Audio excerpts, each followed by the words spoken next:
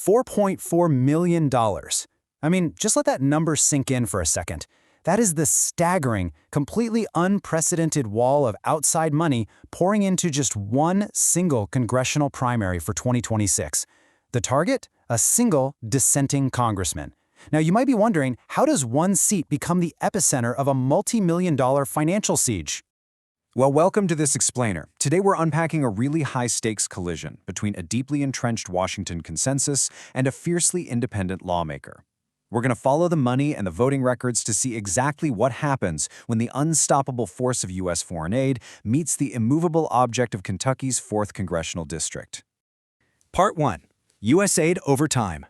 To really understand what's happening today, we have to look at the massive evolution of U.S. aid to Israel.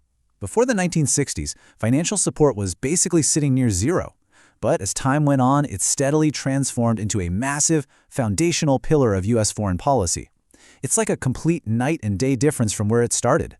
The real strategic shift began back in 1967, and that was followed by a huge expansion after the 1973 Yom Kippur War. For decades, pretty much from the mid-'80s straight through the 2010s, that framework stabilized at roughly $3 billion a year. But then, look at 2023 and 2024. A massive wartime supplemental spike pushed that number up to an estimated $10 to $14 billion. To put that into perspective, that is a colossal, historic financial commitment. Part 2. The Bipartisan Consensus.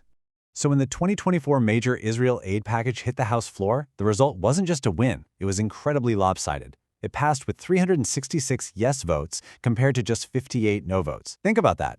That means about 86% of the entire House of Representatives voted in favor. And that united front, it extends perfectly to the Senate. 79 senators voted yes, with only 18 voting no and 3 absent. What we're seeing here is a nearly impenetrable legislative consensus that spans both sides of the political aisle. It's a rare thing in Washington these days. So what actually sustains this kind of near unanimous agreement? Well, it correlates directly with sweeping donor support. Estimates show that 70 to 80% or even more of Congress receives pro-Israel-linked financial backing. But it's not just campaign contributions. There's a highly sophisticated year-round lobbying presence in D.C. Key actors like AIPAC, the Republican Jewish Coalition, and J Street aren't just, sending emails. They're actively drafting legislation, organizing rapid responses, and funding an entire ecosystem designed specifically to maintain status quo. Which brings us to Part 3, the Thomas Massie exception. Enter Representative Thomas Massie out of Kentucky's 4th Congressional District. His whole political philosophy is built on 4 really strict pillars: liberty, the Constitution, peace, and fiscal responsibility. He operates on a rigid, non-interventionist, anti-debt, and America First platform. He famously asserts that he works for the Constitution and his constituents, absolutely not a political party. Now, while a typical representative usually adheres to party lines and aligns with those bipartisan foreign aid packages we just talked about, Massie operates on a completely different frequency. He holds a staggering 90 out of 100 independence score. He actively resists lobbyist influence, he's stringently anti-deficit, and he predictably votes no on all foreign aid packages. He is, by every metric, the very definition of an outlier in the current congressional system. And that leads us to our final section, the cost of defiance. Because challenging a multi-billion-dollar legislative system, that comes with an unprecedented political price tag. Historically, outside groups might drop a few $100,000, somewhere between $100,000 and $300,000 to oppose Representative Massie. But for the upcoming 2026 primary cycle, that number has literally exploded.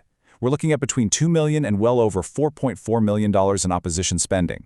That is a 10x to 40x explosion just for one seat. It's wild. And this isn't just some slow, steady build.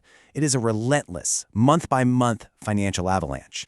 Starting with a relatively modest $220,000 in January 2025, the spending crossed the $1 million mark by March. By April, it more than doubled to $2.7 million, and by May, it crested at over $4 million. We are watching a rapidly escalating financial siege happen in real time. So who exactly is writing these checks? Organizations heavily invested in the foreign aid consensus are absolutely leading the charge here. AIPAC and its affiliated PACs are responsible for over $1.5 million of this opposition alone. Then you have the Conservative Leadership Fund pouring in over $1 million, and the Republican Jewish Coalition adding over $600,000. It's a highly engineered effort specifically targeting his non-interventionist voting record. Massie himself is acutely aware of what's happening. He put it pretty bluntly, saying, "They're not just upset that I vote against their foreign aid. They're trying to destroy me."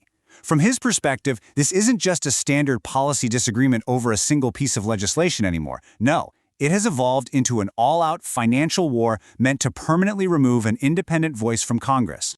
Which brings us to the ultimate question to wrap up this explainer. If defying established, deeply funded donor networks triggers an overwhelming, multi-million-dollar financial retaliation, how independent can Congress truly be? And what does that actually mean for the voters who send them there? It's a profound question about the true, hidden cost of casting a dissenting vote. Thank you so much for joining me to unpack all this data, and I'll leave you to ponder that question.